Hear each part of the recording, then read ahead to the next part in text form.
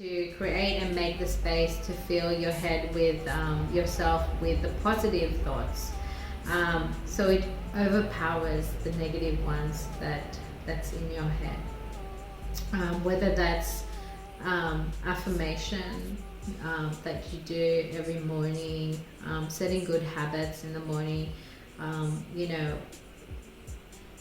acknowledge your starting point and have a goal, and have a plan in taking the small steps in reaching that goal.